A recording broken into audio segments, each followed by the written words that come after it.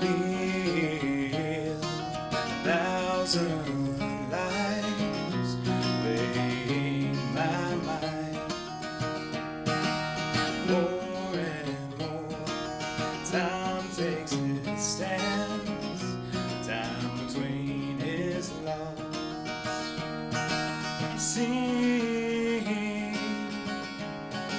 sing to me. Hear the cries all throughout the night for you.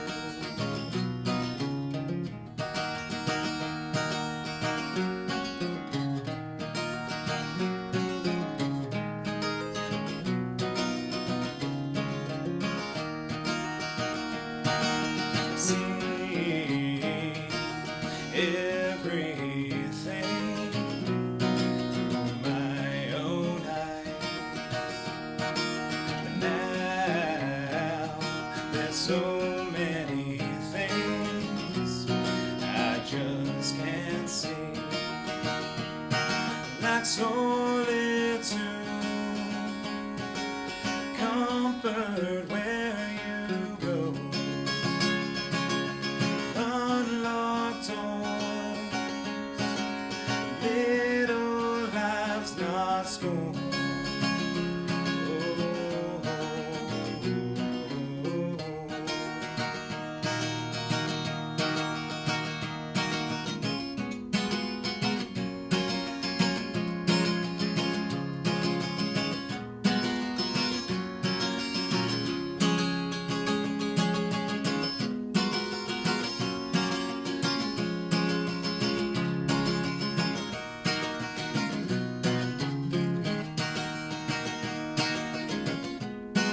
If I could sing,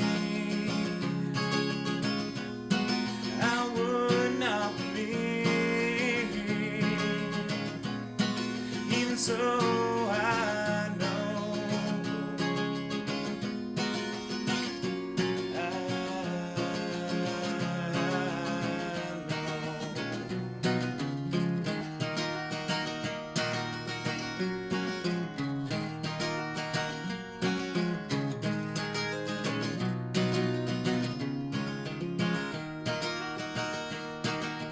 in the day when it comes, if it does,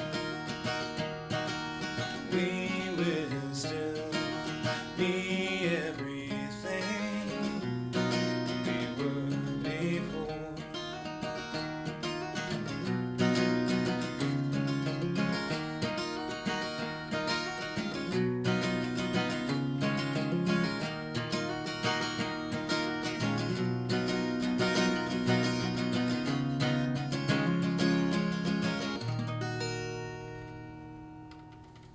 So, Justin, what was the name of that song, that beautiful song? Well, I actually don't have a name for it yet. I kind of feel like that, I just recently wrote that song, and I feel like songs are almost like children. When you have them, you kind of have to get to know them before you name them. So, there's a lot of meaning behind the song, but the name's not quite there yet, so.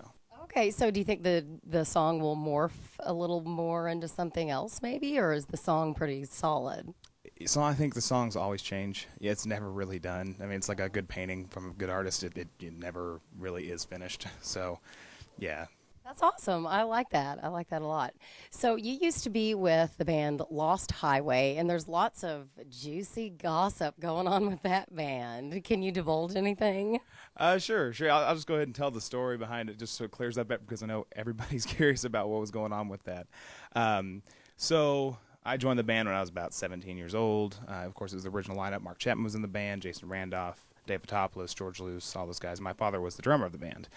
And he had brought up to me, hey, you want to join the band, maybe be an extra singer in it, because the songs we were doing were not easy songs, so it's nice to have it spread out.